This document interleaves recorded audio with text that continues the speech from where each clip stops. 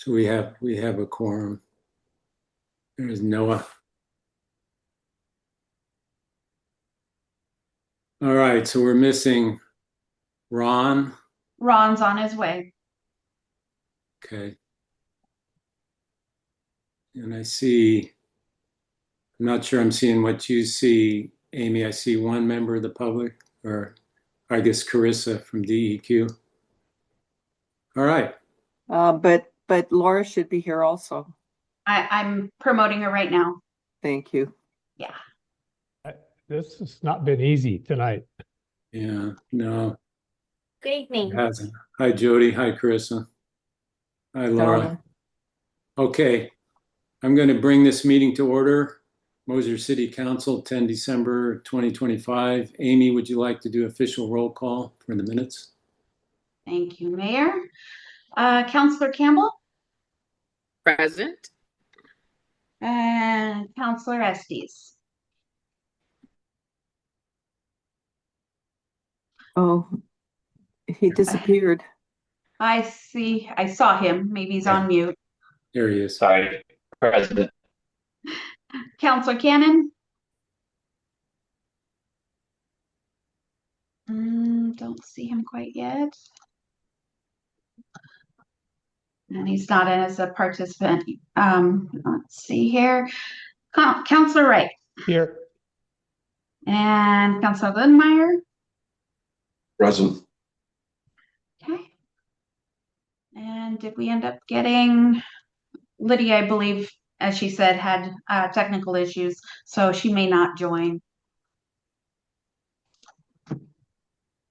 And Mayor Anderson. Present. Thank you. Okay, welcome. Welcome, Jody, Carissa, Colleen, Laura, Stoner. Thank you all for joining. I don't see any members of the public yet, but any agenda corrections or addition? I have one, and apologies to some of you that will delay your agenda item. We're going to move up the Jacobs Skate Park topic to number 1. So my apologies in advance if got to hang on for a little bit longer, but that one will be pretty quick. Any other corrections or additions, Council or Andrea? No, going No. once, going twice. Okay. Approval of the November 5th, 2025 council meeting minutes. I thought they looked pretty good. Any comments from anyone? Everyone happy with those? I'll entertain a motion to approve November 5th minutes. Councilors, someone want to so move? I'll second I that. move that. Oh, go ahead, Noah. Sorry, I was just going to move that we approve the minutes from November 2nd, November 5th. November 5th. Any other discussion? If not, do I have a second? I'll second. Okay, Brenna seconds. All in favor, raise your hands. So Amy, you got that? Unanimous? Great, thank you.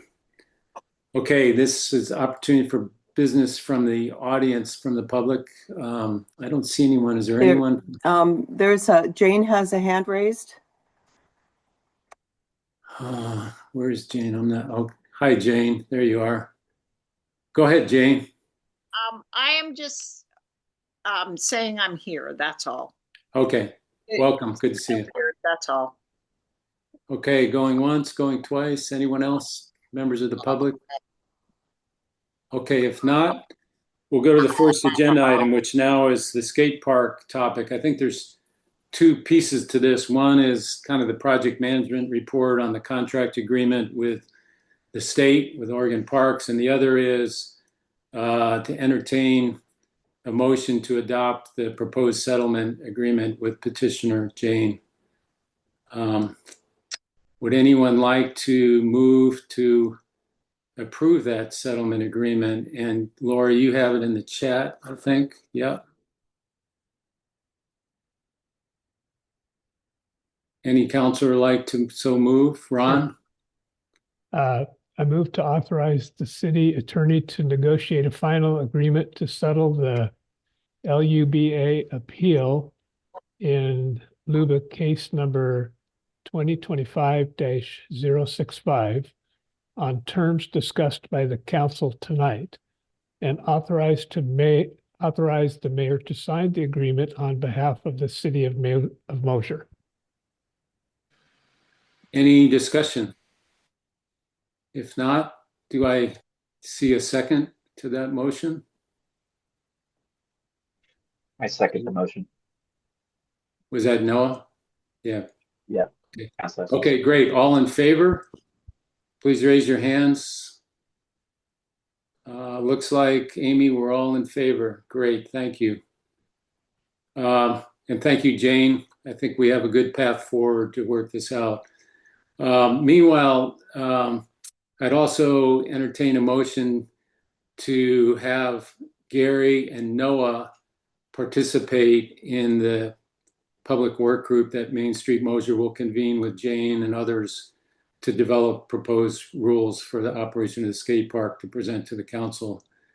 Would somebody like to move to ask me to appoint Gary and Noah to the public work group? I'll make Brenda, the motion. please. Okay. I move to appoint Councilor Lindemeyer and Councilor Estes to participate on behalf of the city and in any public process that Main Street Mosier might provide for the development of the skate park regulations required under the second condition of approval of the conditional use permit decision. Any discussion? Do I have a second? Ron Wright, seconds. All in favor? Great. Thank you. Thank you, Gary and Noah. All right. Andrea, over to you on the kind of the project management piece of the skate park. I thank you, Honorable Mayor. With the support of Colleen, I've created a staff report based on the Oregon Parks and Rec Department grant that we applied for in January. That grant was awarded this month, and it requires a contract between the city and OPRD. And we've attached a copy of the contract. The summary is, oops, sorry. Of course.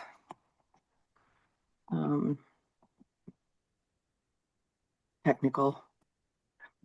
The project will construct a new skate park that will include some new trees, signage, parking and seating areas.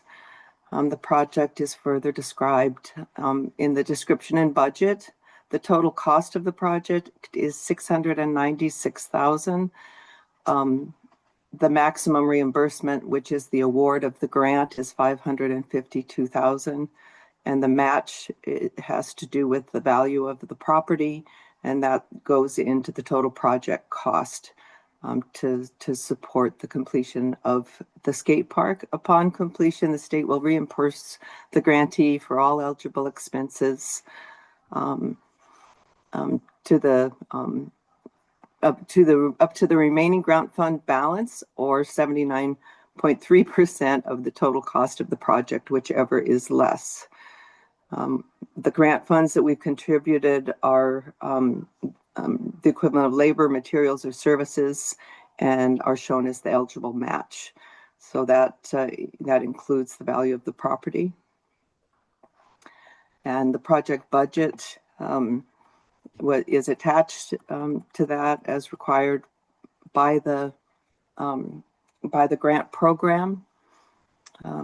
The project expenses include site amenities, which includes tree removal, new trees, signage, ADA parking, and seating, for a total of $108,000. The site survey and construction documents, as well as the conceptual design, it was $31,000. Project management and administration is approximately $30,000. Property value is put there at $65,000, and the skate park construction is $462,000, which comes to the total of $696,000. So what I am looking for tonight is, permission to move forward with the local government grant program agreement in order to obtain the funds from Oregon Parks and Rec. Okay, you want to let's. I have a question. Maybe counselors have other questions as well. So looking at this, Andrea, the way I read this, the 30,000 for project management and administration, Main Street Mosier contributed 15,000 to that. So do I understand correctly that in the 552,000 from Oregon Parks, that there's 15,000 therein that the city can use for project management and administration? Yes, I actually think that it's a greater amount than 15,000. The Okay, Main Street Mosier has the skate park committee fundraising has raised enough funds to pay for the final concept, and there's still a few funds remaining at Main Street Mosier, which will be their discretion to use towards the project. So there is 15,000 from Oregon Parks plus some remaining funds that Main Street Mosier's raised that we can use to city staff costs, your time. That's correct. Yes. Laura's time. Okay, good. I'm glad to hear that. Okay, that's the one question I had. Counselors, other questions? Ron? So since the grant is a reimbursement, where did the funds come from for that, for the initial construction until the reimbursement? That's a good question, and I might pass the mic to Colleen. But at this moment, we have the contractor Dreamland Skate Parks will most likely be willing to support the city in that reimbursement process. We need to we need to make the payments to them in order to be reimbursed. And with other grants like this, Colleen or our project manager will be, sending those reimbursement requests and hoping for a very fast turnaround. But there is, a cash flow need once construction begins. We think Dreamland will be supportive of that and help us to not put the city at in a place where they're expending funds that they don't have until they're reimbursed. Yeah, so the way that we've been doing it with the large projects that we're working on now, the well number 5 and the wastewater treatment plant project, has been essentially it's a QuickBooks exercise whereby there's cash in the bank, and then that cash belongs to all different funds. So, for instance, if in the books it looks like there's a little extra in one or the other, you can borrow from, if it's legal, to borrow from a fund in order to pay a bill and then pay it back to that fund, and when the reimbursement comes in. So, and Monica can explain this a little better, but that's literally how it works, is all of the grant funds come back into the entire kitty, and then it gets divided up by fund according to where it's meant to go. And I'm not the person who does that accounting, but I work with Monica and Amy pretty closely on doing that, making sure that we have enough cash flow. And then and I need to look more closely at the contract to look at that provision, because each of the other agencies that we've worked with have been willing to, for the first installment, have been willing to give us a percentage to get the project started. So like EPA, for instance, we were able to send them the first pay application right away and without having to pay the full $117,000, and then they paid it first. So, Colleen, how the restroom project had a similar situation, did it not? We were able to manage through that. It Yeah. was the same, it was actually the very same grant. It was Oregon Park's large community grant for the restroom, and that was the restroom slash JUF Plaza project. And it was similar. I think they were able to let us have an allowance to start, but I need to talk to the grants administrator again and make sure that that is still available and reread the contract looking for that portion of that question. So, And you guys have talked to Monica. Monica's up to speed on this, and I mean, it would be great if Monica was here because Ron's questions are really critical.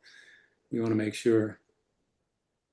yeah, I thought that Monica was Yes, going to we have spoken. Monica and I have talked about this and other the other grants and reimbursements that we're working through right now, and she's confident that we'll be able to make it work, and the skate park committee is also believes that our contractor Dreamland will be supportive in the reimbursement process as it's needed. Okay, good question, Ron. Noah, you're up. I had a question specifically regarding attachment B, and that would be sections 7 and 8. It seems to me that we're going to be entering into an agreement for 25 years after the date that the project is completed, that we will continue to utilize this land for its intended purpose that were stated. And then it goes down, it discusses further the conversion of this property. I guess what I'm trying to maybe kind of suss out here is it kind of looks like in this language that I guess first and foremost, we're kind of not allowed to do anything else with this property after that, like before that 25 years comes up. But it also kind of seems a little unclear because it looks almost as though as long as it's still being used as a recreational space, we're still entitled to the grant money. I guess I'm just trying to kind of suss out the details of these two items. I guess maybe to re-articulate my question, are we, if we go forward with this and at some point in the future, city council or whoever decides for whatever reason that we're no longer going to be utilizing this part, which I hope happen, but are we going to be on the hook for this money, or do we just need to make sure that we continue to utilize it as a public park? I can answer that. Well, Noah, first of all, we're only on the hook for the match. I mean, definitely the money has to either go into constructing the skate park or they retain it. For instance, that happened because we didn't build the joint use facility plaza section with the last OPRD grant that we got. So the money for that was just rescinded, and then that land was released. But essentially, because it's the Parks Department and they are investing in a park, they want to be sure that you're going to keep it as a park with the intended design. So if they're paying for a skate park, they want to be sure that you're keeping it a skate park for 25 years, which means that you're more obligated to do the maintenance on the site to keep it in the condition that you've promised to build it. Does that make sense? Oops. You're on mute, Noah.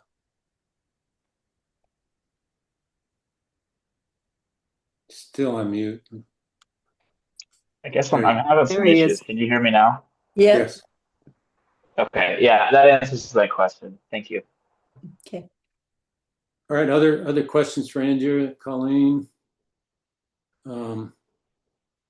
Okay, if not, would somebody like to so move that we can approve this contract agreement? Laura, did you do language? We don't have language, a motion here, Andrea, or do we? You're on mute. Sorry. I do not have a motion. I don't believe that we need a motion because you already approved us seeking this funding. Is that true, Colleen? That's what I thought, but Laura would know the final answer on that. I would say, Mayor, it's always helpful to give authority to your city manager to sign and execute any documents necessary for receipt of the grant funds. So would a councilor like to so move? I think it's a pretty simple motion. Anyone want to go for it? I have Ron? put proposed motion in the chat. You just did. Yeah, there you go. Okay. Thank you. So I move to authorize the city manager to execute any documents and contracts needed on behalf of the city to receive the OPRD grant funds for the skate park. Yeah, great. Any discussion? I have a second. I'll second that. Brenna seconds. All in favor? Raise your hands. Looks like we're all in favor, Amy. Great. Thank you. Okay. Good. Thank you, guys. All right. Andrew, how about we move the finance report down to the end since you're going to do that, and we can let, bye, Laura, we can let others get some of their evening recovered. So TMDL plan update. Stoner, I think you're on the lead brief status. Okay, I have a slide presentation, so let me see if I can work the tech.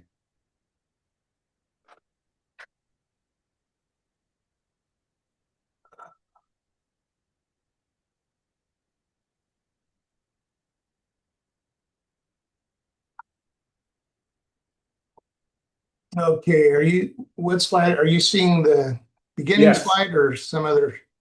Great. Yeah, we see it. It looks like you're number one. Okay, City of Mosier. Okay. Well, then we'll get started. So first of all, Honorable Mayor Anderson and City Council members, it's my privilege to present this report or presentation for the update of the implementation for the total maximum daily load water quality management program for Mosier Creek and Rock Creek, which are located in the Miles Creek subbasin. And I just wanted to acknowledge that we have Carissa Willits that's here online, and she's with DEQ. She's a TMDL basin specialist, and I'm sure she doesn't have a presentation, but if there's any questions, she would be happy to answer them.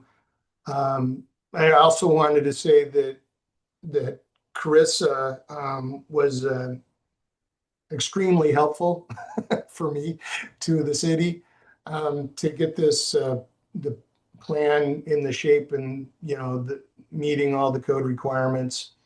So I'm very grateful to her for all of her input and her willingness to take time to review drafts and things like that. So thank you, Carissa. Yeah, no problem. Okay. So let us begin. So I'm going to give you some background, and Carissa probably has, she'll probably know that I got some things wrong on here, but I thought it would be very beneficial just for council and everyone to kind of know, like, well, why do we have to do this? I mean, how did we get into this place to begin with? So the TMDLs, or total maximum daily loads, that way back in 1972 with the passing of the Clean Water Act, EPA, or Congress, I guess we should say, required the states to start developing those loads. So So EPA implemented kind of, their initial rules, kind of the final rules that keep getting adopted or updated back in 92, which mandated that the states identify the impaired waters of their jurisdictions to establish these total maximum daily loads, which were required by Section 303D of the Clean Water Act. So we often refer to that as 303D listed. And then what this impaired water means is that anything, it could be any chemical, it could be pH, it could be temperature that limits that water body to function how it should naturally without impairment, usually by man-made conditions. And so this could be both for human health reasons, but or aquatic reasons. Typically, aquatic sensitivity is a lot higher to pollutants than humans. So typically, it's an aquatic level that drives these total maximum daily loads. So, and then in addition with that, kind of going along with that, in the Clean Water Act amended in 77, and then there was a thing called the Federal Water Pollution Control Act. Both of these acts established this concept called designated management agencies. And so those basically are any kind of agency, whether it's a city, a county agency, state agencies, even federal agencies, that have jurisdiction over the physical geographical areas that contribute flows and pollutants to the impaired waters, that the states can designate these entities as designated management agencies, and then they have a responsibility to try to control the pollutants going into those water bodies. The act also required the states to geographically identify bodies of water and group them together while they're developing their TMDLs. And so these geographical groupings are called subbasins. So in 1996, DEQ created temperature standards for the state. And back in those days, Mosier Creek and Rock Creek were in what was designated as the Middle Columbia Hood Subbasin. And there were bodies of water within that basin that were listed, we call it temperature, 303D listed, or 303D listed for temperature in 1998. Oregon further developed their 303D listing prioritization process because, it was one of those mandated things by Congress, but they didn't give money for it. So DEQ didn't really have staff to just develop all these TMDLs and the water quality management plans that went along with them instantly. So they prioritized basins, and the basin that Rock Creek and Mosier Creek was in, the Middle Columbia, was listed as a priority 1. So it was one of their first basins that they dug into. In 2004, Mosier Creek and Rock Creek were actually listed, those physical bodies were actually listed for temperature, and that was for salmonoid and rearing and migration. Also, trout ended up coming into that as well. So in 2008, DEQ looked at that Middle Columbia Hood Basin or subbasin, and they decided that that basin was too diverse in landscape, land use, water quality issues. And so they broke that basin into 3 basins, which is what it is today. So that is the Western Hood Basin, which is kind of the Hood River Valley. and then the Miles Creek, and then that came out with a really great title for the third basin, tributaries between the Deschutes and John Day rivers. So that original basin was broken into 3 basins. So here we have the Miles Creek's sub-basin. And as you can see, it starts kind of over where the Hood River drainage drains to the west. So Rock Creek's in the west side, kind of further west side, and then goes out to the east towards 15 Mile Creek. And then on the other side of that, then you get into the drainage of the Deschutes. So that's our basin, and the graphic up there, you can see where Mosier is and the Dalles. Let me see if I can get my little laser pointer working. Mosier and the Dalles.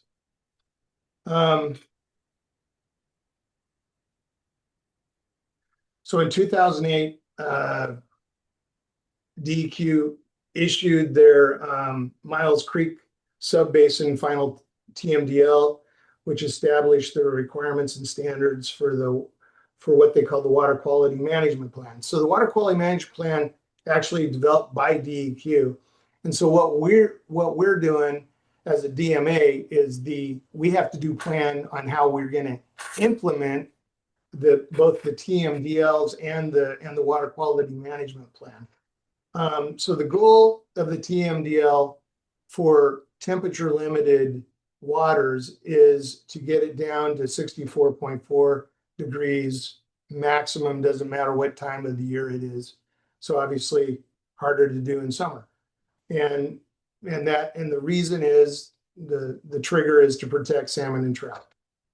In 2008, DEQ designated the city of Mosier as a DMA responsible for creating an implementation plan for Mosier Creek and Rock Creek, and we're only responsible for those portions that flow through our city limits. And then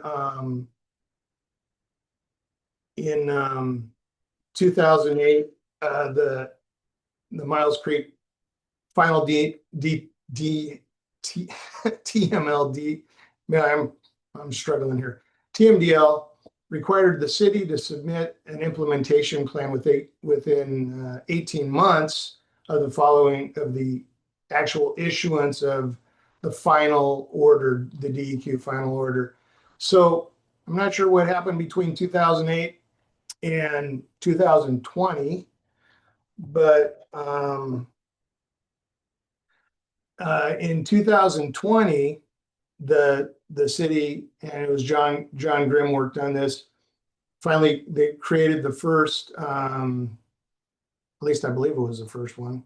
Carissa could correct me, but I'm pretty sure it's the first one. Yeah, that sounds right. The 2020 plan, and these are in 5-year increments. So we've gone through the first increment of 2020 to 25, and now we're starting the second implementation period. So the Water Quality Management Plan requires that these implementation plans be updated every 5 years. The city has submitted this plan to DEQ, and the plan has been approved. It was approved on June 18th for the next 5 years. So the plan uses this concept, this adaptive management policy, and the way it works, it defines a systematic process for continually improving management policies and practices by learning from the outcomes of the operational programs or what we did previously. So it's kind of an iterative process, and DEQ actually monitors the results of these. And I don't know if they have a report that has to go back to EPA or not, but anyways, and then so the implementation plan, it's a evolving type thing. And then, so we do a little bit here, we try to do something here. They're called strategies. And then DEQ comes back into the whole basin and looks at how it's working. So the ongoing adaptive management measures that we are using in our or trying to achieve in our implementation plan is protecting riparian areas and restoring riparian areas on city-owned lands where the opportunities exist. Also, to continue to protect existing native vegetation in riparian areas by regulating the activities in those riparian areas. So this would apply, not just to city or ODOT owned areas, but also privately owned areas. Conducting outreach activities to inform the public about the functions and the values of riparian areas and what the city's regulations are. And then also an element of this is the range of technical and financial resources that are available. So this kind of leads into a concept that's all through the implementation plan and the water quality management plan, which is this concept of stakeholders. And I thought so we have identified, can you see that, did that change? We're in the actual TMDL plan, or did the screen? Yes. Yes. Okay. So just give you a flavor of the shareholders or not shareholders, stakeholders that have been identified in way back in the 2020 plan, actually. But DEQ, and that's partly why Carissa's here tonight. The Soil and Water Conservation District, Watershed Council, even the school, Fish and Wildlife, Watershed Enhancement Board, Oregon Department of Transportation, definitely have an interest in this because they're a DMA as well, and Columbia River Keepers. So but there's also could be community organizations as well that would be part of those stakeholders. So this plan relies on stakeholders and their individual expertise and abilities. So part of this adaptive management plan is to identify and inform the public of the range of technical and financial resources available for restorative projects. So that could come from watershed councils, and DEQ has a number of grant programs that they're aware of, and so it's really all these agencies, these stakeholders coming together, sharing resources, their abilities to try to get these TMDLs implemented and updated. The other part that the update plan and partly what the city will be doing is also being kind of within our DMA, the coordinator and disseminating the information that's variable from those various groups, those various stakeholders in the riparian zones and water qualities of our streams. So you might ask, well, what is a riparian area? So here's a little schematic that kind of shows it, but basically it's a buffer area that's adjacent to a stream or a lake or a wetland. And it contains a combination of trees and shrubs and other perennial plants.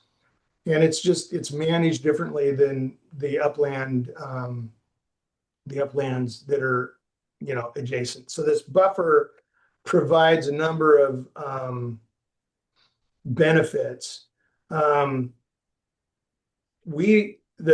Mosier Creek and Rock Creek are TMDL limited for temperature, as we mentioned. So a big component of that is providing shade, trying to provide shade to the streams. So trees provide, way better shade than bushes. So part of our restoration and, basically inventorying the riparian areas that are within the city limits are going to be looking at shade and what could be done to enhance trees and plantings. This diagram shows that this area zone 1, which is unmanaged. So, I mean, you try to leave it as much natural and wild as possible with planting trees. And then there's zone 2, which continues that buffer zone. And in a forested buffer, you'd have trees in there as well. But this is from USDA Agroforestry Center. And they're showing that you could have trees in there that could still be of like some kind of economic use, like for fruit or nuts, but still would be providing the shade and keeping that ground not compacted. Pervious. And then there's a woody shrub zone, which is common with these riparian buffer zones. And then so to the adjacent to that would be either intensive agriculture or urbanization. So we're talking streets and houses and things like that. So this zone, providing shade is very important, but also what the stormwater that runs off into the streams, especially from urban areas, often has a heightened temperature to it because they're running over pavement and other impervious areas that have been heated up, and so they carry that heat away with them. And if they just run over open ground or through a pipe or a ditch into the stream, they carry that heat load with them. So a riparian area also disperses that flow back out over the ground to try to get it to sheet flow, and then gives it opportunity to infiltrate into the soils. And there's a combination of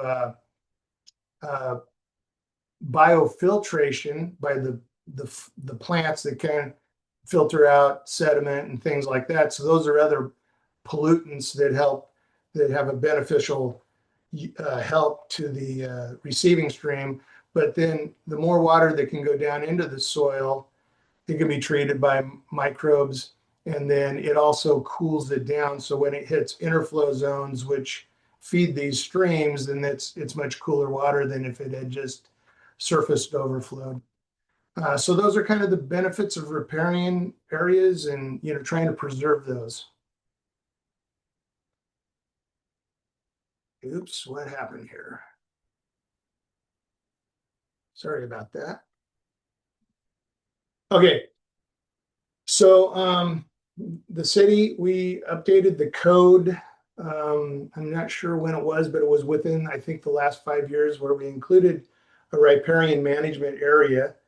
And that's in the development section 15.03.2.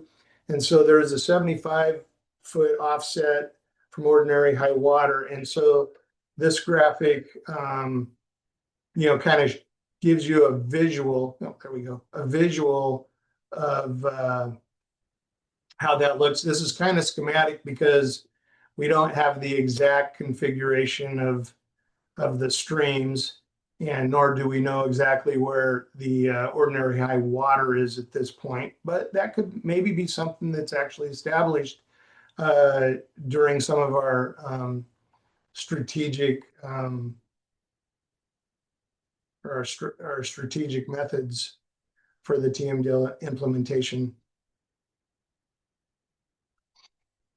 So as I mentioned, a big part of the implementation plan are these management strategies. And so they're used to try to, fulfill the goals of the implementation plan and the water quality management plan. So these goals, they're measures to control the addition of pollutants to the waters of the state. And they include pollutant control practices, technologies, processes, siting criteria, operating methods, best management practices, and others. So that comes right out of the water quality management plan. In addition, these strategies, they need to be in our implementation plan. We need to be very specific on how they will be implemented, how these strategies will be measured, what the timelines of these strategies are, any mileposts that might be associated, and then how the strategies to be funded. So those are all part of this implementation plan.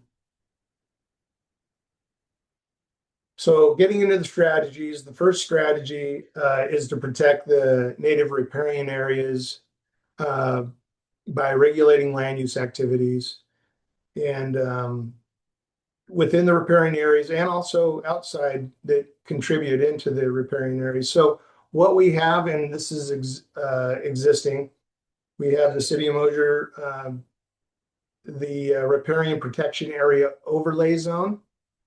We also have a code section that enforces or requires low impact development standards on new construction.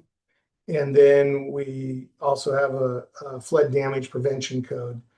So for strategy one, we're not really developing anything new per se, but as far as the timing, this is ongoing, and we'll continue to do this over the next 5-year planning period.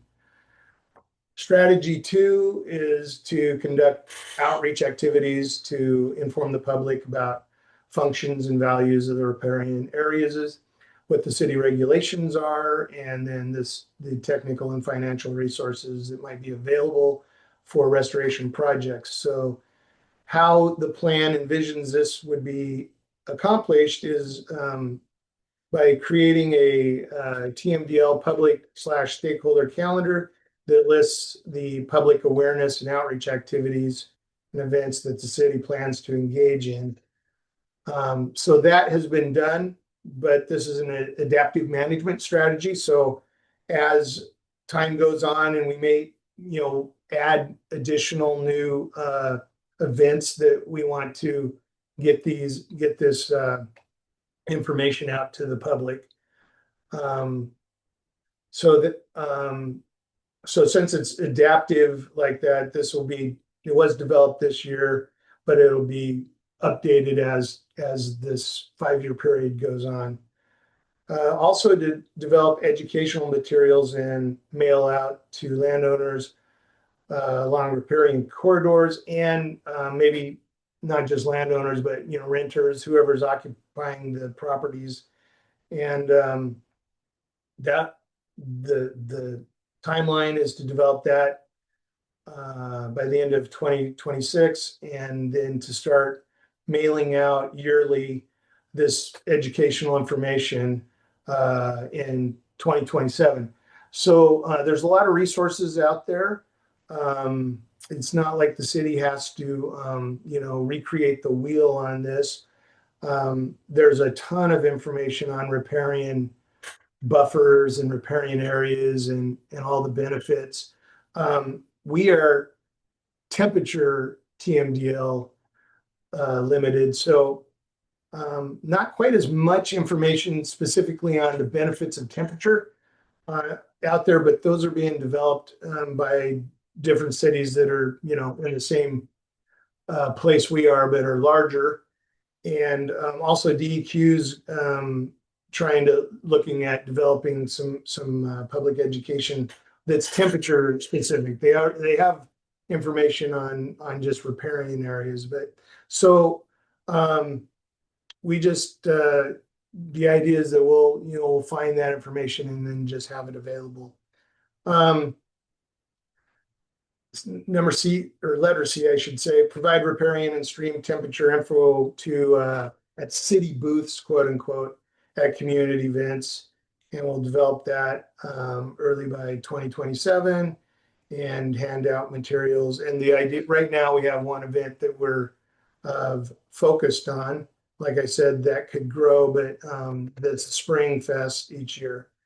And then the other part of the public involvement, education, and our stakeholders is to have one council meeting or a workshop, whatever we want to call it, where the public and stakeholders are invited. And there's a status report on how we're doing with the TMDL implementation plan.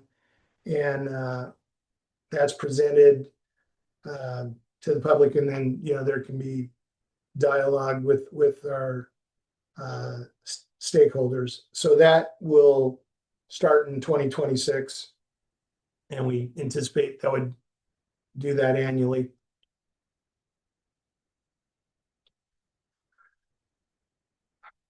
So strategy 3 is we can still do a little bit better with our codes and our policies. So the first one is to update the comprehensive plan, which that was part of the previous implementation plan. And just, a lot of work was accomplished, but it didn't really get adopted. So this plan foresees the adoption of that comprehensive plan next year. There's some updated water quality policies in there and some other policy level support for TMDL implementation, which looks at maybe some setbacks for building in that. But anyways, and so that's one, that's A, and then B is the stormwater master plan or management plan, which I believe you're going to have a presentation on after myself. So, and getting that approved and then adopted. And we kind of thought that would get finished next year and maybe adopted in 2027. So it looks like that's going to probably be happen a lot sooner, which is fine. And we just adjust our schedules, our calendars based off that. Strategy 4 is the actual plantings. So I'll try to take you through how this is envisioned to occur. So I believe that there's monies and grantings for GIS for the conservation or watershed management groups. And so we're hoping to team with our stakeholders in this and create an inventory of the riparian areas within the city limits. And there'll be a visual. So this will be coordinated effort with our stakeholders, but also owners, private owners along the riparian area, that we can just go in and kind of see like, well, here's some riparian area that's been degraded that could have some plantings happen. Here's good areas, we don't need to worry about them, they seem to be functioning well, and get that inventory put together. So that's envisioned to kind of identify the resources. Starts next year, but the plan would actually be finished probably in 2028. And then out of that, after that inventory, then we will trying to pick one project that would be kind of low hanging fruit, easy to implement, probably be on city property, which would be a planting or restoration project. And so there would be an actual restoration plan developed for whatever piece of property we're looking at, either on Rock Creek or Mosier Creek. And then that plan would be completed by 2029. So then going along kind of parallel with this, we would start identifying sources for funding and granting in 2026. Hopefully have identified and maybe go ahead and out and apply for some grants in 2027. Those could be used for creating the restoration plan. And then, we would want to get some grant money to help implement the actual restoration plantings. So we're hoping to actually have a community project, hoping to have community volunteers and some of our other stakeholders involved, and get that going in 2030. And then that that restoration would be kind of ongoing. We continue to identify other sites.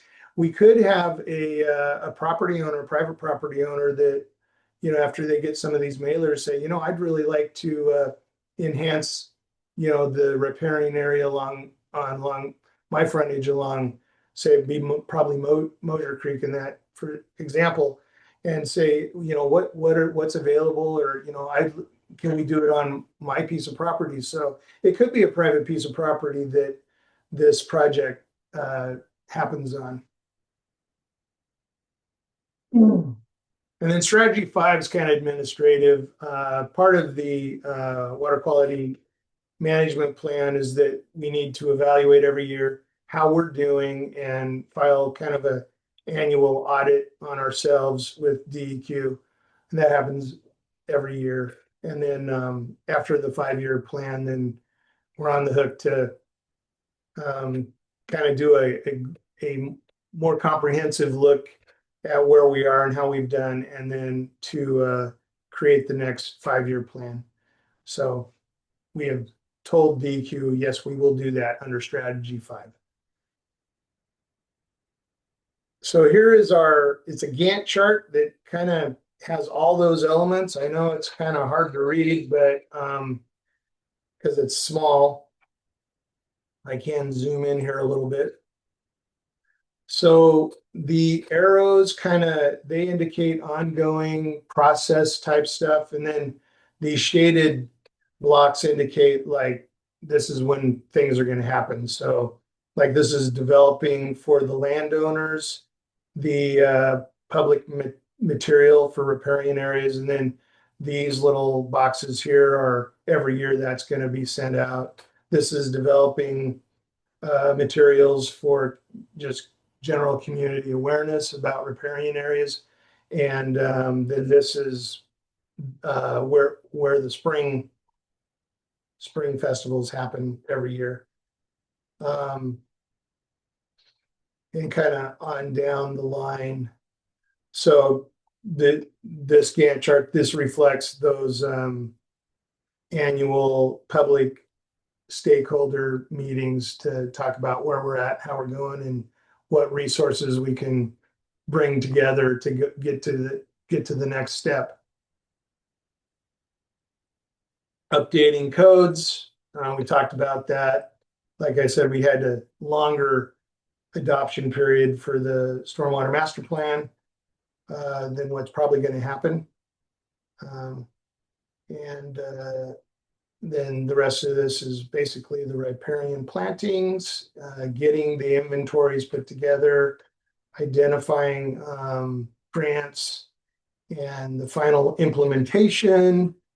Over here, this is year 2030, when we hope to actually do a project, at least one project, maybe more. So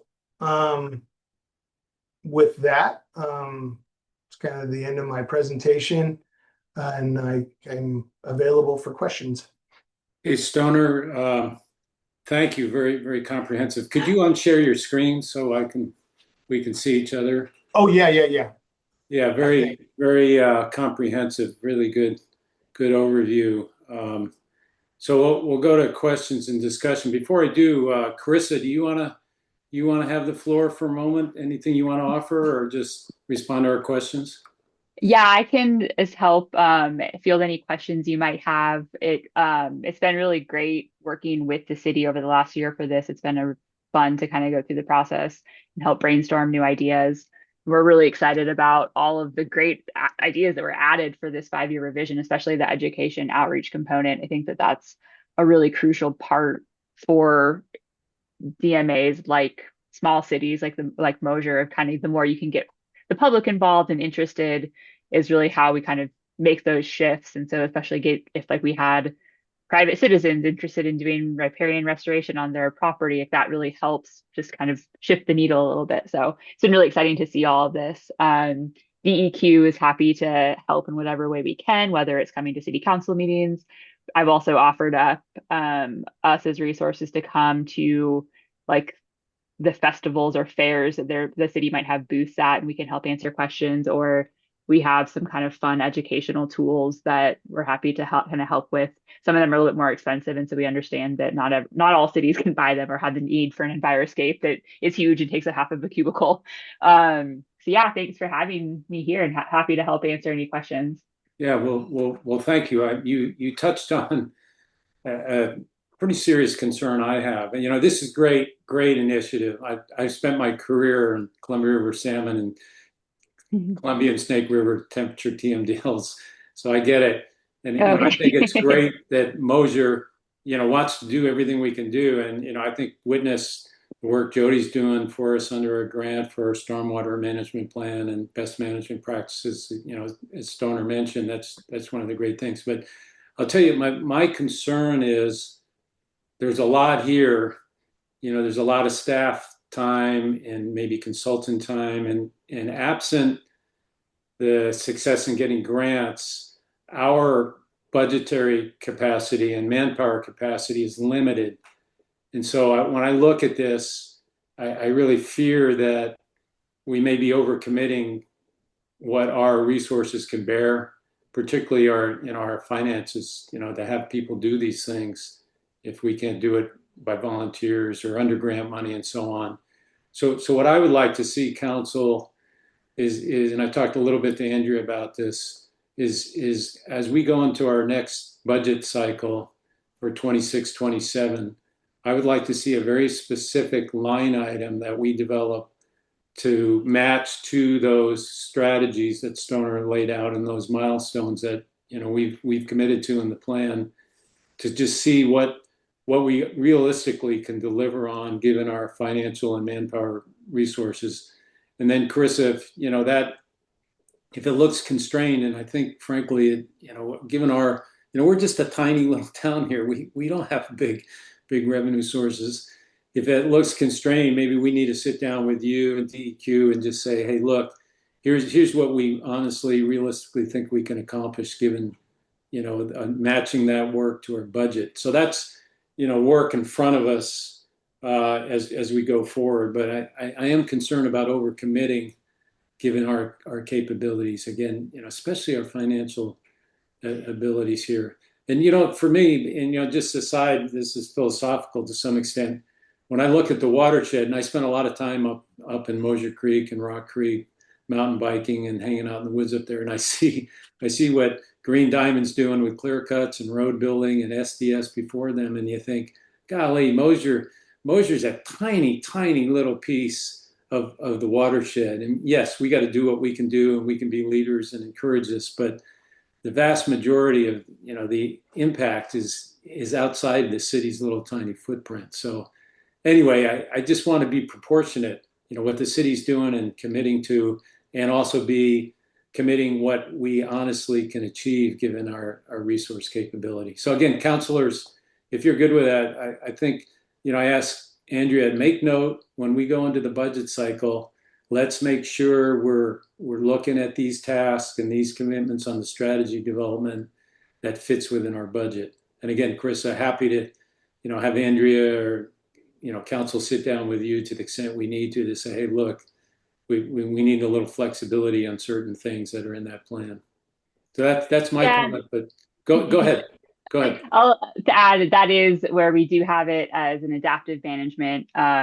We know that things pop up of, you might, even if you apply for a grant funding can be limited. And so if it's just a matter of maybe it has to get pushed back because grant funding wasn't available yet, that's something that's captured in the annual reporting process, and is where then when the report gets submitted to us and we read it and kind of sit back down with the city and be like, oh, let's take a look at this and see how can we adapt your plan to make it fit what the current constraints are.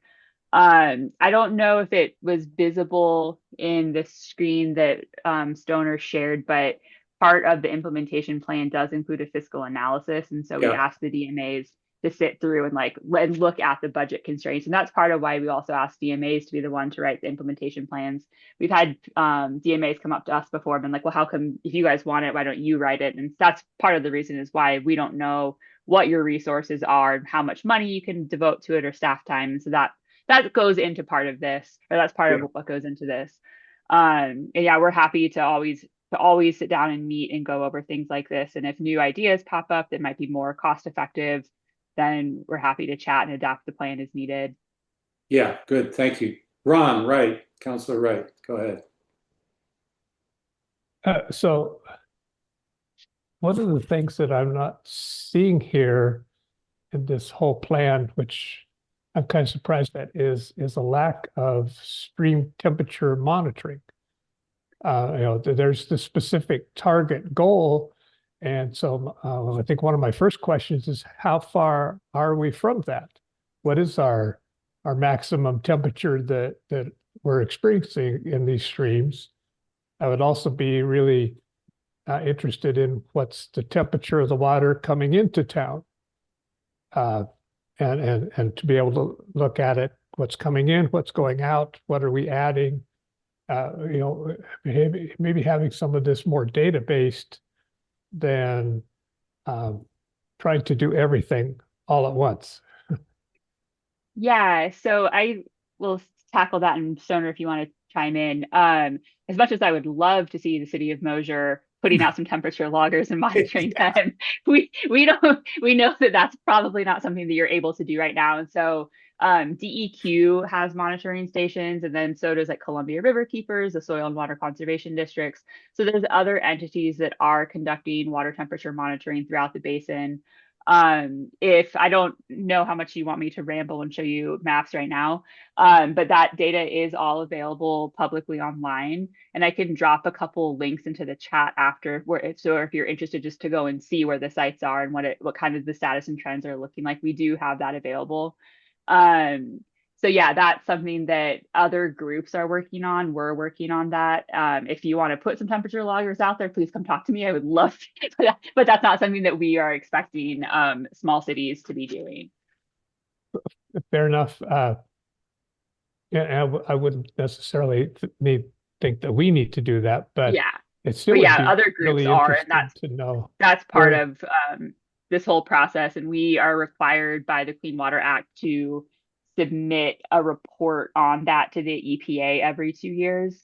And so that's where we're kind of tracking what's happening with it. And like ideally everything starts to go down eventually. And so I'll put the links to those in the chat, and then you can kind of see what we have out there. And I would just add to that, Ron, those are great questions. But we can't solve. I mean, it's kind of like what we was saying. We can't solve this problem on our own. I mean, we'd have to like chill the water, not just not contributed to it. I mean, it's definitely violating, the temperature, water quality coming into town. So they're basin plans. It's whole basin plans, and then and that's what DEQ still has to go. They're like, okay, we identified that we're temperature limited 303D in this basin, and that we have individual streams that have these problems. But then they've got to, after with all these implementation updates over the years, then they've got to go back and establish whether the implementation plans are working or not, and that's really on them. And then they update their water quality management plan, and then that hits us again. But and it's a complicated thing. It should be data driven, but they have limited data points, and so there's a lot of modeling that's happened. And I think Carissa was sharing with me that they're like even right now updating the model for the whole basin on temperature, or it's slated to happen. And they've got the latest, greatest, better model, and they're not really. It may show that we're not as bad as what they thought back in 96 or whatever. Well, not to mention. Words in Carissa's mouth, so she can correct me. Well, not to mention that Rock Creek in the warm weather months goes dry where it comes into the city jurisdiction. It goes subterranean. So, it's dry rock out there. But listen, any other questions, comments from councilors so we can move along here? So, Andrea, this was an update. No decisions here. But I really do want to see us think hard when we do the budget process so we can, manage within our resources and do the best we can do as a DMA. Any going once, going twice? Other counselors? Well, thank you, Stoner and Carissa. Thank you very much for joining us. Really, really appreciate it. And you're welcome to stay for the next presentation on our stormwater management plan that Jody's going to address. Yeah, I might stick around for that. Thanks for having me. And I dropped some links into the chat, and feel free to reach out if you have any questions. Donor knows how to contact me. And we're happy to chat whenever.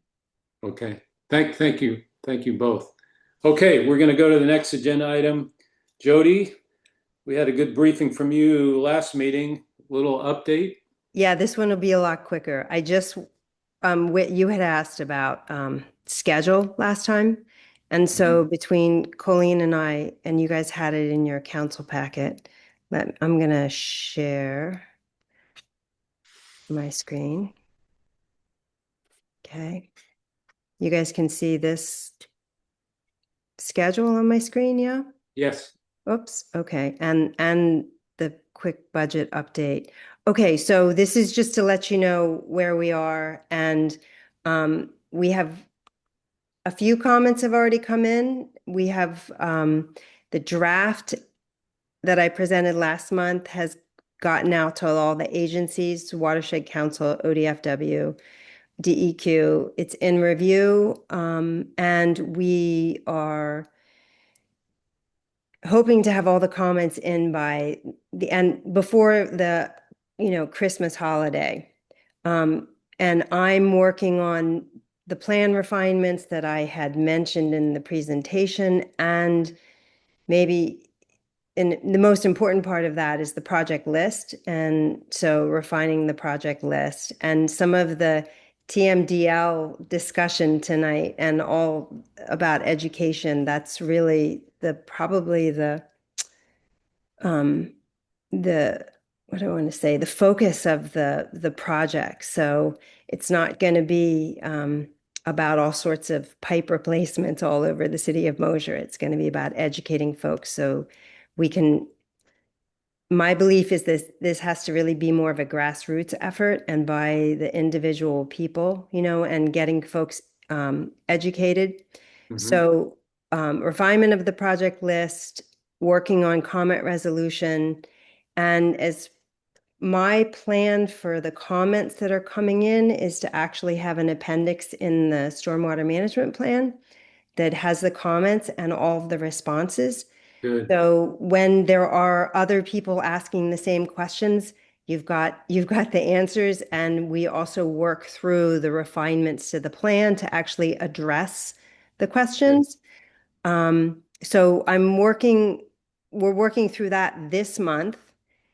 On your next council meeting in January, I hope to be able to present the project list that we plan to have as the quote or the current final list in the packet. And so that would be a short presentation. And I also hope to have my preliminary comments and responses. I'll do it in an Excel sheet or something so everybody can see where we're headed and give you a chance to say we don't like this or we do like this.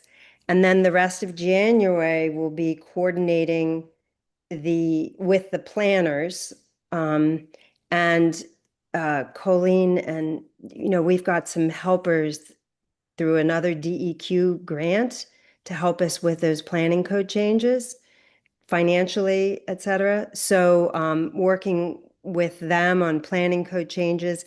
And then in early February, if we can pull all that together, we'll have a revised and quote final stormwater management plan that we could present for adoption, or at least present the final and then work our way through the adoption process.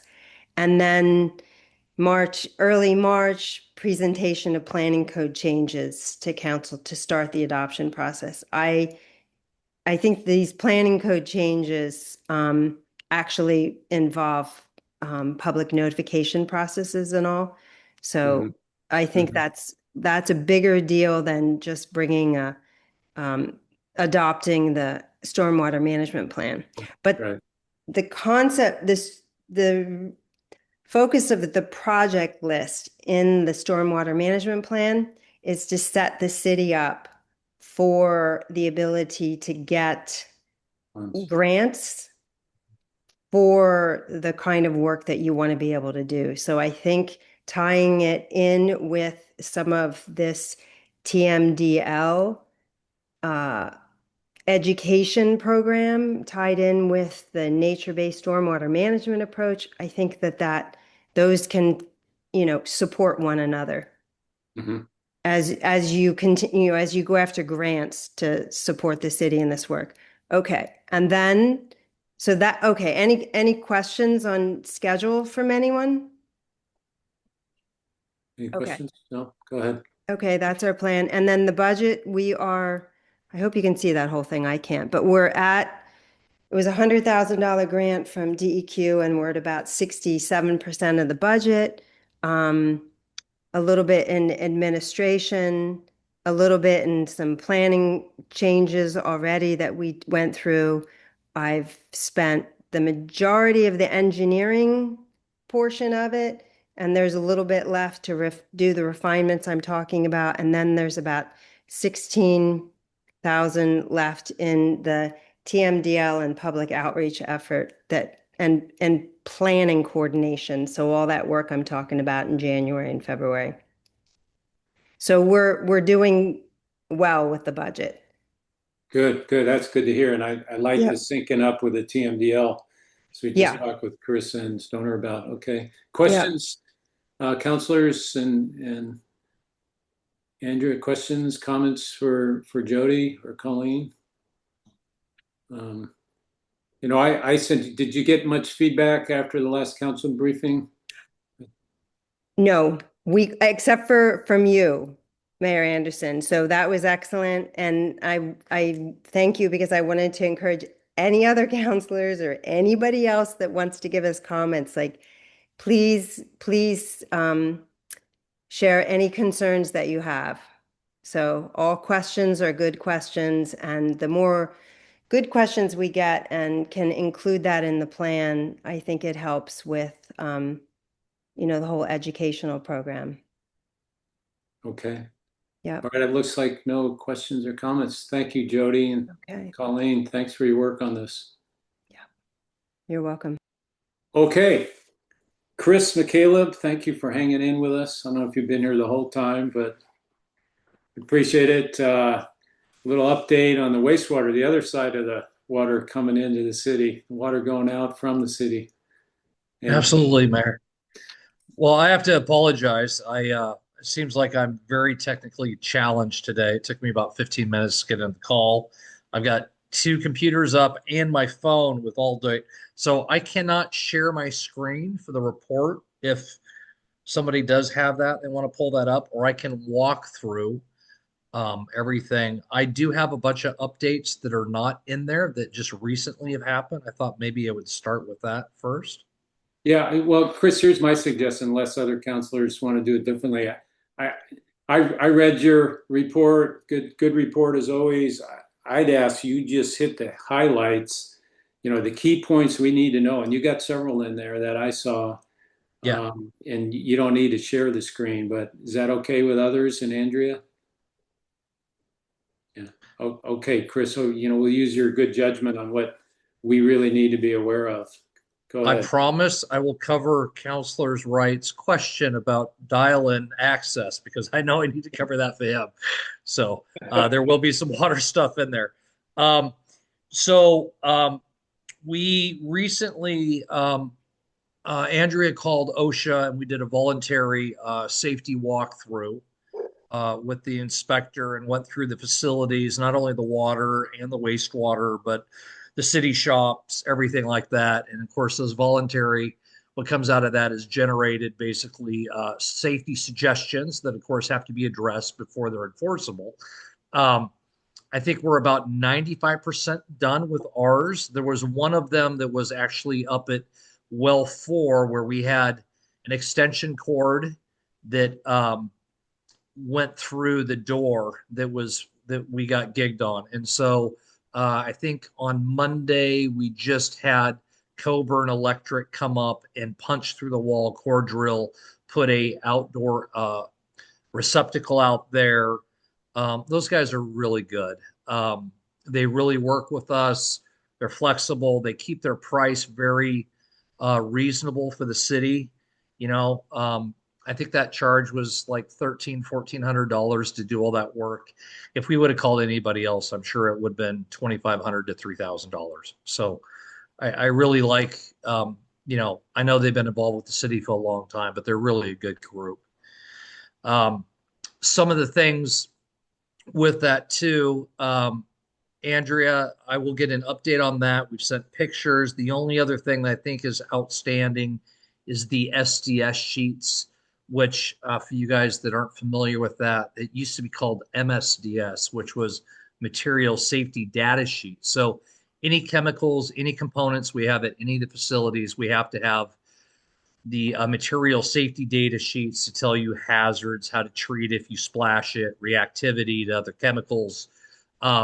So what we've done is a bunch of that stuff's not available. So we triaged what we need, what we don't need. That was basically a dump run and moving chemicals and things that aren't vital out of the facility, so we're in compliance. And I think that will be the last thing outside of the outlet, and then we'll have that done. Also with OHA, with the water, with the county, we finished up a punch list for them. And I think, Mayor, you saw us out there several times climbing up on top of the tanks, having to document. I was hoping I could do it by a drone, but they actually wanted to access the gaskets. So we had to cut every lock off. They were all froze up. They weren't functional. So I don't know the last time that most of those were done. But we did that. We documented it. We got that in. So the county's fine with that. That's all been taken care of. And then Levi sent me a note.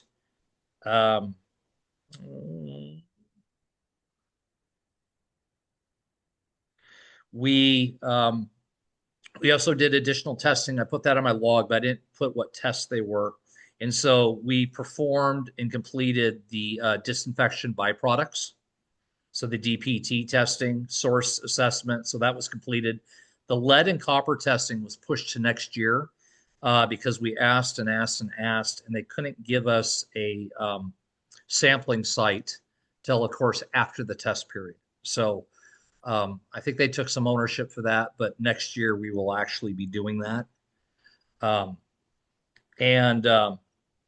One of the other things you guys saw that we were working with the contractor and the drill on 5. And Colleen, actually, when we did that test, we did verify. I think I misspoke on the feet head on that well where the controls were the reservoir, but the drawdown on that, we actually saw a 10 to 12 PSI reduction on the system when we turned on 4. Interesting. So that may change if they want us to do that when they get at the lower parts of that drill and setting that basket in, if they want us to do that. Okay. So I'm sure Levi or I, the next meeting, will communicate that to them. But that may be enough to move the needle for them, for us to do that. So basically, okay. Thank you. What we have to do is shut the system down, at least the well, for 24 hours and allow the volume to be reduced. That way it gives us capacity to come turn it on and then reduce the head on the aquifers or doing the drilling and then fill our system, still maintaining fire suppression, proper pressure for the system to run, but have enough volume to fill the tanks without discharging to ground. Great. Thank you. Really appreciate it. Absolutely. Now, when we did that, we also found out during that 24 hours that we lost about 22 feet in number 4 tank. and that was recording it. And that equated to about 89,000 gallons. And the problem being that we only saw about 30,000 gallons at the plant. Now, maybe if that was middle of summer, a lot of irrigation, I haven't done the overlap between what's on septic versus who's on the water system that would it come to the plant. We definitely have some discrepancies. So on Tuesday of this week, Austin went out with Levi. They came over. They walked through the whole water system. He took acoustical leak detection equipment, ran around through most of the sites, some of the 8-inch mains going through. We didn't find anything, but I'm thinking that we will probably do an all hands on deck if we go to do this again in the next couple weeks when they need us to do it for 5 well. We will monitor all the reservoirs, the cutout time, the drawdown on that, the correlation of the plant with the documentation, but something's not adding up. We had about a 60,000 gallon discrepancy. So, and that might speak to Councilman's, rights, like he was asking about the drawdown and the pressures. And so that, I think those two correlate. That said, I think last time we talked is we wanted to wait till we had the clay valves done, which interestingly, they reached out to Andrea about coming in, even though we had contacted them 4 times this summer. They never responded. But we will be meeting with them on site on Friday at 10 a.m. and then going through the clay valve operations. I'm sure they'll give us a proposal and pricing on that to go through those and make sure that they're properly operating. That way we know the zones and the pressure systems are being fed correctly. That way we can then back that up and look at the water management throughout the reservoirs. So. Oh, that's great. And then you'll have all the information you need for the next meeting, which is the 17th. Yes. Okay, great. Yep. Perfect. Thank you. Absolutely. I think, the other big one for the water, I think Amy and I and Andrea, she was privy to a lot of the conversations. We beat our head against the wall for about 2 months trying to figure out the phone conductivity connection issue with the SCADA. And a lot of it was some of the devices, whether they were turned on or off or capacity or actually having long distance capabilities to dial out to give us access to the system.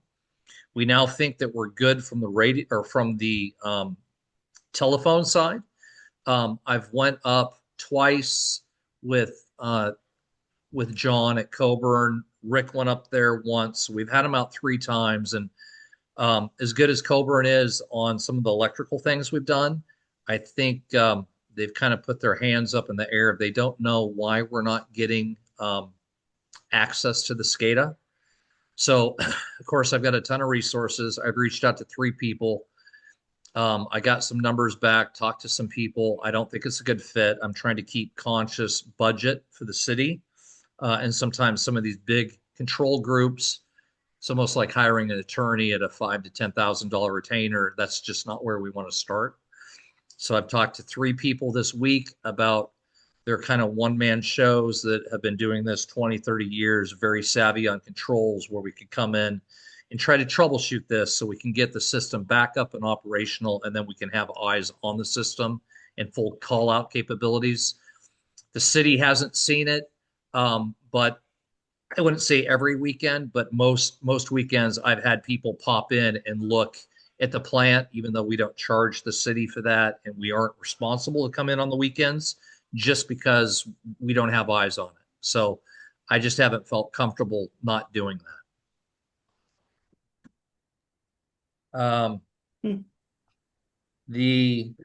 Is that, Chris, do you mind if I ask if that is part of the construction project to get that? Is there a budget in there for that communications issue? I don't think so. I mean, this is more of the overall telemetry radio system tied into the SCADA. Now, the main treatment plant has a component, I know, there might be a piece where we integrate the new well controls into that, but Uh-huh. it is definitely not to come in and troubleshoot the overall slave communication about getting information out. Yeah, I was talking to Eric about it, and he thought there might be a line item. At least we could apply some toward that. So Okay. because they're going to have to do after they can put all the equipment in and get the whole construction project done, it's going to have to be retested and upgraded anyway, isn't it? Yeah, it Yeah, will. And the wastewater treatment plant has a ton of reprogramming too. So on both right, sides, there'll be right. controls. So I think what I'll do is I'll talk to both Pat for the water project, the well, and then also Eric to see if we can cull some of that budget to take care of this. Okay. Okay, Yeah, thank you. I've tried to do it in-house, guys, and tried to get people and tried working with Cobra. I haven't got anywhere, and I know we need to. So Okay, if you could get a budget together for that, or when you do, let me yeah, know. Thank you. absolutely. Um, the other big thing for the water was, fortunately enough, I think we had some pictures and saw some concerned ratepayers with water quality issues. I know that Andrea sent me several, and long and short, we found that the fire department wanted to make sure that they had fire suppression with the hydrants. And usually, what we like to do is do that as a coordinated effort, put out flyers, reach out to the homeowners to understand that we'll be flushing mains. They'll see some of that sediment. After that's done, to open up like bathtubs, faucets, things like that to flush the system. We didn't get that chance. They had went all the way down Third Avenue and maintenance that. So we jumped on it, went through and did a bunch of main flushing throughout. We've accomplished about half the system, and then about springtime, after we don't want to do it in the wintertime because those foot valves, if they don't work correctly, we'll get water in the lower end and we can have freezing and damage, which we mechanically then we would be replacing a hydrant, right? But come springtime, we would like to get through the rest of the system and make sure that we're all good. Good. Chris, I want to ask you about that, that little snafu. So Andrew, we have a synced up plan now with Connor. Was that Connor that took that action? Yeah. Okay. Yeah. Yeah, we talked with them. I was hoping to get like some sandwich boards that we could pop out in neighborhoods that we might do it, put them out like the day before. We got some flyers. I'm sure we'll still get calls, but we can still do our best to try to let people know ahead of time. Yeah. Well, and shortly after that water quality issue came to light, we did post that hydrant flushing would occur and explain the need for it. And if we need to do that again, I'm sure that we can get that notice posted. Good. Okay. Good. You can always post at the market. We see a lot of people. Chris, maybe related, maybe unrelated, maybe it's more a next year issue. And Andrea, how are we doing on syncing up with those that want to come and purchase city water in terms of the operating plan? Who gets to tie in where and who's overseeing it? And are we developing a protocol for that? Chris is doing that, or you're on mute? Apologize. Amy and I with Chris and others are still trying to put that, finalize the cost and the process for that. We're hoping to, work with the fire department to provide the support for when someone comes to fill a tank, and We'll have that by at the spring. prices. I take it it's not a pressing issue right during the winter months, but by spring we'll have something. Okay, good. Go ahead, Chris. Keep going. Okay. The bacterial tests came back good for all the quarters, non-detect. I think from the water side, that covered everything, unless there was additional questions on the water. Anyone? Counselors? Going once, going twice? Okay. Oh, I got a Go ahead. question. Brenna. Have we had any more issues with dumping down like a manhole or the drains or whatever whatever was coming through. Yeah, the illegal dumping of wastewater. Yeah. We've only seen that once or twice the last 2 quarters. So I think from summertime, I don't know if that's public outreach, people got the message, but it's really dropped off. Great, Which thank you. absolutely. They keep going wastewater.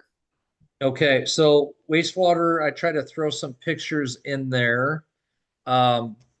Ecology DQ asked on status. So the big one, of course, is the UV. So the rub with that was that we couldn't put in the new system without shutting down the old. And then, of course, we had hours, not days, to do everything. So we tried to stage everything as much as we could. We worked with Coburn again. They were awesome. They allowed us to do some of the work and then minimize what they had to do and charge, pull the permits. So we're all legal, go through that. As of last week on Thursday, I got to look at it. It's in the plant log. The system has been up and operational and online. We're doing testing on it. We are currently putting in the second system. So today we took the old control panel out on the second system, hung the new one. I will bring Coburn back in to run 3-phase 480 power to that. And then we can hang that reactor. As soon as I get that done, I can schedule for the official factory startup, which we told them we don't care. I have hours to start it. We just got to start the system. They're fine with that. It doesn't void the warranty. Then they will come back out, make sure everything is verbatim as the manufacturer requirements. So we can then have our warranty start period on that. And then once I have that done, I'll take great photos and pictures and send that to the state. We'll meet the end of year guideline on that. The system's running good. I just have to finish the second side. That was a big task. Unfortunately, you don't think about taking 2 yards of concrete out of a basement until you have to do it, by hand in 5-gallon buckets. We had dust everywhere in the bathroom, on top of the things in the lab. Yeah, it was a good project, put it that way. So, but you know what? All said and done, we're really happy that the city has supported us and put in a new UV system compared to the old one with all the issues that we've had. Yeah, amen. Thank you for getting that done. Critical. I'm still need to get my final pricing on a solids solution for the city. So I think I put on my reports that Hood River has, of course, increased their rates. So I think it's 62 cents a gallon to receive the solids. And we did that bid. We went to Neal Creek. I did a contract with them. I have convenience of termination after 30 days.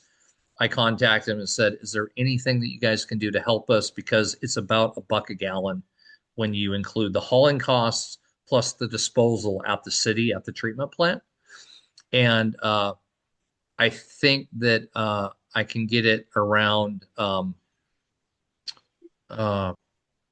50 cents total for disposal and hauling. So we're still doing a really good job concentrating everything and keeping the cost way down and saving all the money, but I'm trying to get a more economical final disposal spot for the city. Okay. So hopefully by the end of the year, I should have that. Plant's running good, all in compliance, no issue, 99% removal rates. And what's the RAS pumps? What I don't even know what that is. So that's the return activated sludge. So that's the pumps that take the solids in the last tanks and returns it back to the front of the plant. So when we first checked the plant over, 1 was newer and 2 are worn out. And I think we talked about way back when replacing those. I think we had original pricing. Stoner was on there. We were going through. It was about $4,000 to $5,000, and we talked about maybe trying to budget one of those a year so we could replace. We tried getting pricing to rebuild them. They're too old. They're obsolete. So basically, it's a like in kind new pump that would drop in place. It's not part of the project. It wasn't included. Unfortunately, Jacobs didn't tell you guys or the engineer, so it can be included in the project, unfortunately, with grant money. So those are there. And then the two blowers are about double their hours. So my recommendation is maybe next year we do one pump that should be about $5,000 to replace. The blower, I think, is, don't quote me, I think $5,000 to $6,000 to rebuild. The reason you would do that is the labor is the same if it blows up or if we pull it out and then send it back to get rebuilt. It's double the cost to put a new stage, like is the motor of a car, in that blower. And the warranty is the same. It's 12 months as a new one versus a rebuild. So as long as we get it before it actually hits metal on metal, we can get that unit rebuilt. Takes about a month, get it back in and put it back in. Maybe try to do one of those a year. And those are not included in the project either, but they're staying in place. Okay. The only other item, Mayor, that I didn't put on there is that we did have an alternative on the VFDs for those pumps, and that wasn't executed on the project. We've had a lot of failures, so that will kind of be touch and go. Those may have to be replaced on an emergency basis if they fail. You can't run the pumps without them. So, and they're about that age where you have to swap them out. They're electronics. Those are probably around $1,500 to $2,000 a piece. Well, you know, talking about these extra items that aren't included in the major upgrade, you know, grant, or if they're not, you know, Andrea, it just suggests to me between Chris and you and Monica, let's just make sure our rates are, you know, covering the legit operational costs if we got to, you know, readdress at some point. But at least we have a revenue source for these things compared to, you know, other things we talk about in the city. So what else, Chris? Anything else? No, I think that's it. I wanted to bring those to light just because emergent repairs, you know, what happens at Saturday at 2 a.m. is much more expensive than if we can talk about it, game plan, budget for it, put it out there. And I feel bad that they were not included in the major upgrade project. So yeah.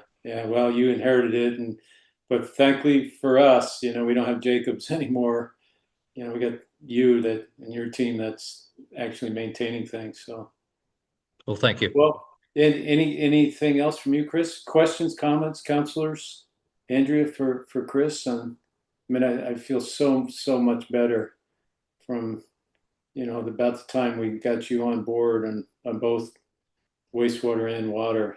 I know Andrea rests easier. I just have one kind of question about PFAB testing. Is that something that we could do? Yes. I would have to find out. It is a specialized test, polyfluorinated, I forgot what alkaline substances.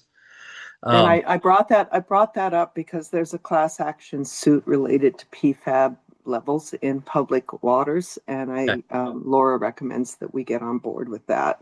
That's coming in January.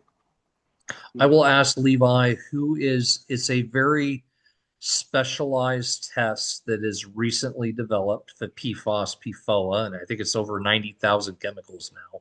I'll find out who can do it here, and then what the costs are. And then because it's not required, maybe we only want to do one or two, and just get our baselines that we have it for our records. So I will check it. Great thought, Andrea. Yeah, if we do that. Okay, well, Chris, we don't need to keep it any longer unless, you know, thank you. No other questions. I don't see any other counselors. Noah, Charlie, Brenna, Ron. Okay. Well, again, thank you for your work. Thanks for the good report. As always, both written and verbal. So, and by the way, when you're doing your look for the discrepancy, if you need eyes and ears, to help, Ron and I and Gary and maybe others, if you need people watching something while you're looking at all the particular points, let us know. Yeah, I think we might. It just doesn't add up, right? And I think that goes back to some of those control issues that you guys saw when you're monitoring it. Yeah. If we can get those clay valves out of the equation, we know they're good. Then we'll just look at the drawdowns during that time and write and monitor everything and have staff run around and coordinate with you guys. But I'd like to put that to bed and make sure that we don't have an issue or a leak somewhere. So Just a reminder, back when we did have access to the data, it really did look like there was a drawdown problem on the Mosier Bluff tank. And so I would be inclined to start looking for a leak in that portion of the system if you had to start somewhere. Right. Okay. Absolutely. Okay. Well, thank you. I think that's our agenda. Just going to updates. Andrew, I got one or two, but go ahead, start with you. You're on mute. Sorry, I've got the financial report. I'm sorry. That's all right. Thank Monica wasn't available today. She had a conflict, and when we changed the meeting, she let me know that. The report we've and Amy might share also, but we've completed the 1920 audit, which then changes our beginning balance, and that's really the biggest change that you might notice on this on the budget document. We are expecting some good revenue over the next few months with taxes, transient lodge tax, property taxes, franchise fees, and utility collections. And we currently, have our expenditures are aligning with budgets. And I had a good conversation with Stoner today about, holding engineering costs down for the remainder of the fiscal year. And he said that most of the work that he is doing is being wrapped up, and he will be supportive of the city's budget in that way. Yeah. So we're on target to meet our financial goals and are doing well in managing our budgets. Good. The TLT looks like it was a little low. Is that just an artifact that most of that comes in the spring, summer, fall months? Yeah. Okay. All right. Well, Noah, do you have a question? Yeah. Can you all hear me? I know they have trouble tonight. Yes. This is mostly just for my kind of education, I guess. I guess I'm just trying to figure out.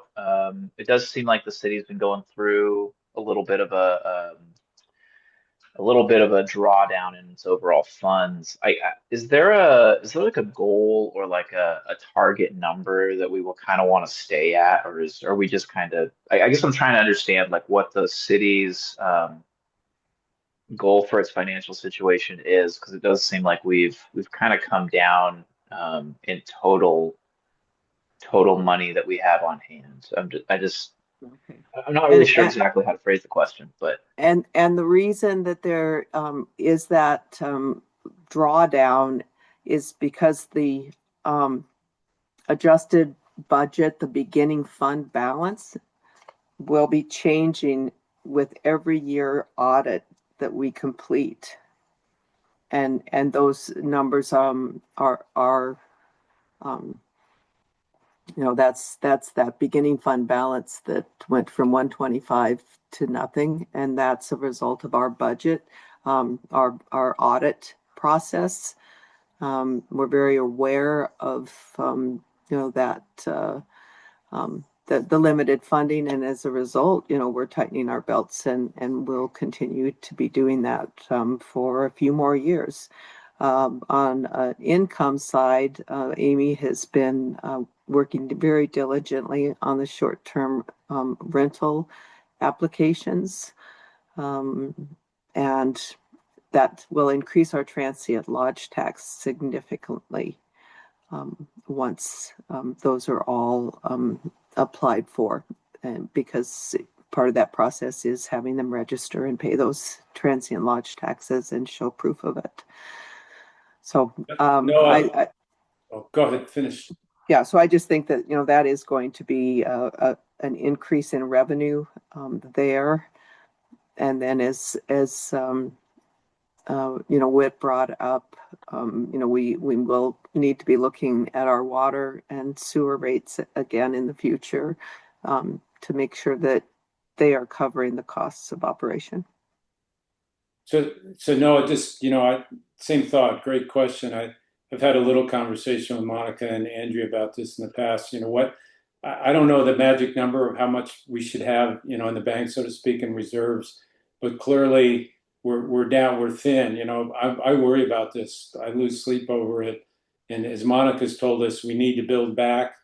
Monica would probably be the best one to say, okay, given our overall budget categories, how much should we really be, sitting on to just be healthy and not so thin. But, Monica's point is we're on the road to recover. And notwithstanding what Andrea said, the numbers changed. In the past, when I got on council, I think we looked a little more solvent, to use that word, if you will.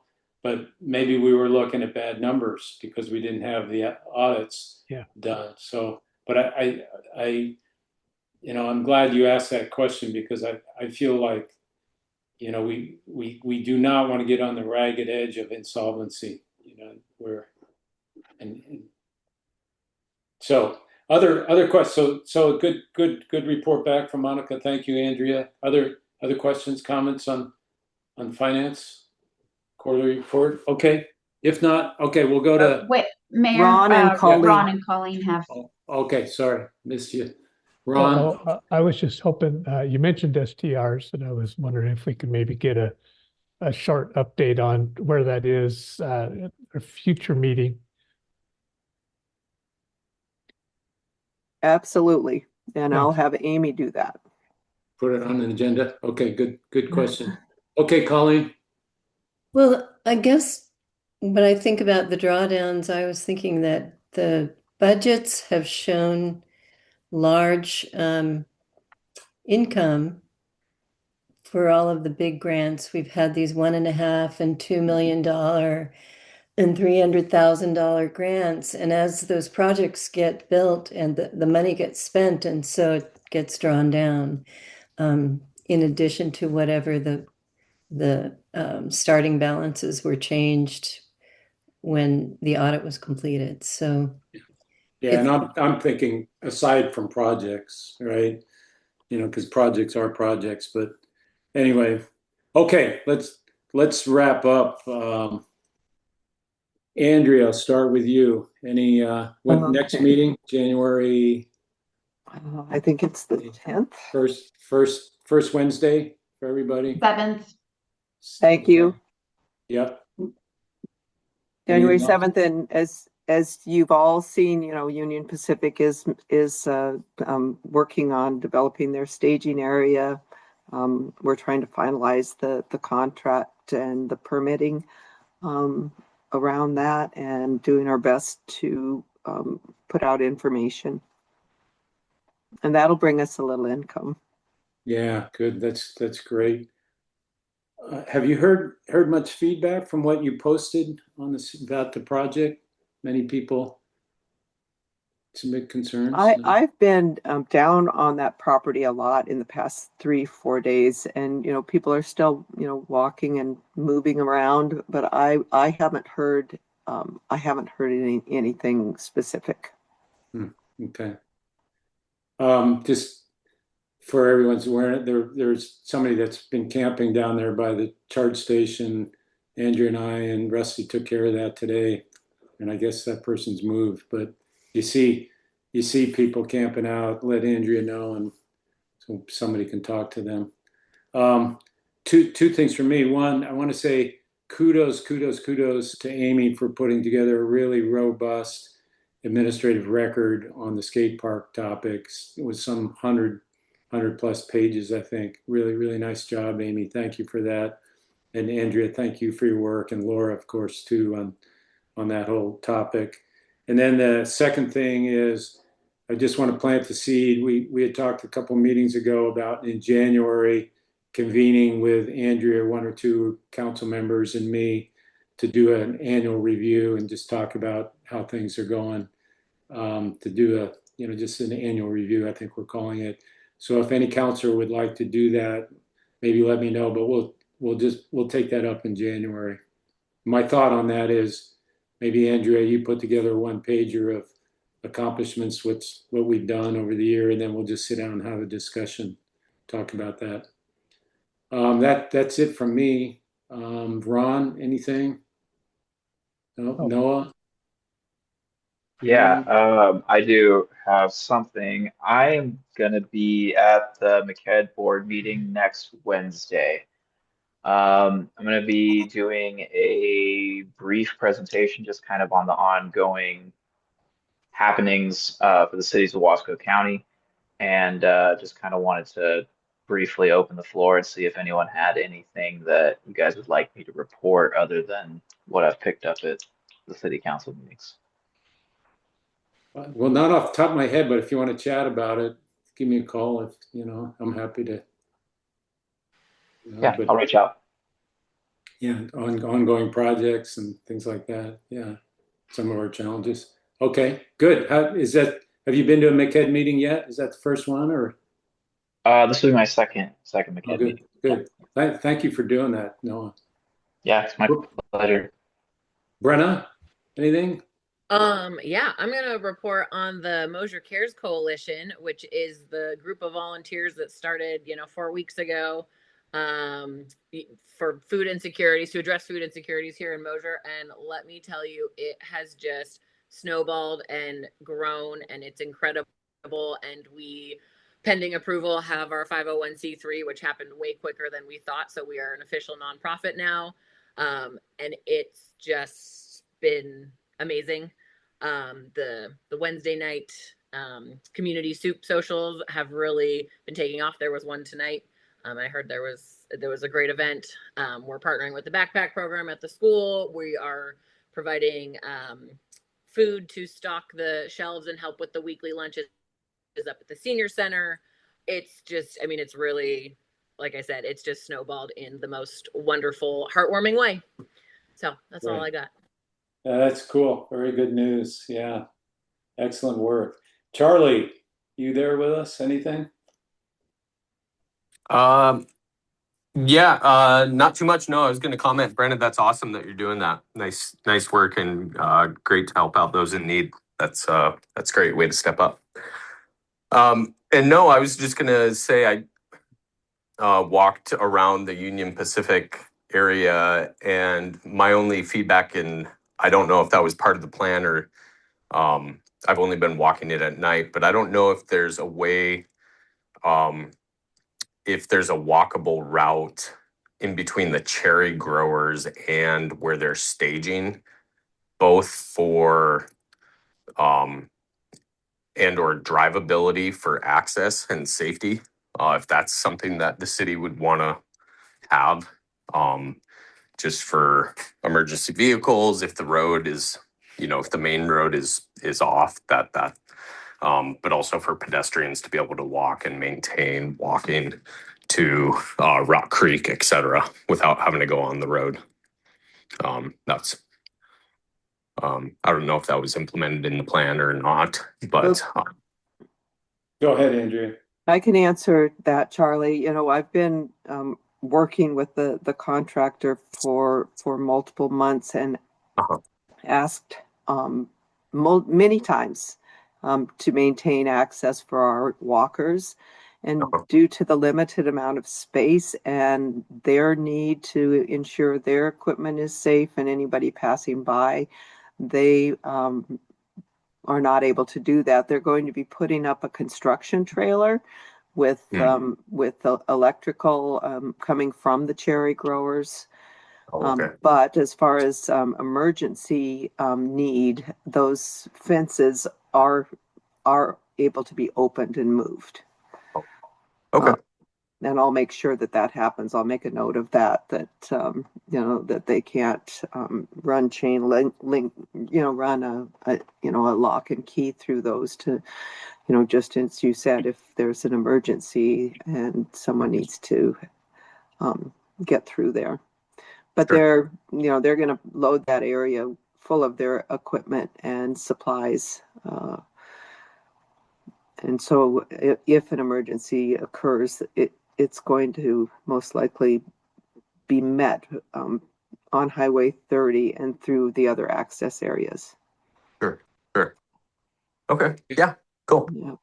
Thanks. Colleen, anything you have for council?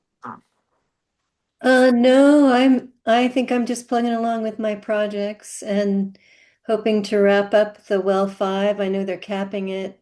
Ron, did you happen to get out there on Monday or Tuesday to see if they were still there? I did. I've got a couple pictures I need to send you. Yeah, they were wrapped up on Tuesday. No one was there, and looks like they've got the well capped, and it was sitting at looked like 10 psi static pressure from the artesian. So Great. just, They'll be doing more after the holidays to get the sleeve put in and sort of finalize the mechanics there. They were planning to cap it until after. I think our meeting is on New Year's Eve, actually, our next meeting. So, well, our next meeting is on the 17th, which will talk about sort of the issues that Chris is dealing with drawdown and sort of dealing with all of that. And then I think they will continue to do a little bit of final drilling after that. And then they will put in sort of the apparatus that handles the mechanisms for when you're pumping. And I don't know the terminology. Forgive me. I just know the numbers. Okay, thank you, Colleen. And Ron, thank you for going out there and taking all those pictures and keeping Colleen updated with those, and Gary too. All right, everybody have a Merry Christmas, Happy Holidays. We'll see you in January. I'm around in case something happens. And I know Brenna's there following as mayor if I'm not. But anyway, Happy Holidays. Thank you all. Andrea, thank you for your work. Thank you for your team. And this meeting's now adjourned at 8:03 p.m. All right. Good night. Holidays, everyone. Thank Happy you. holidays.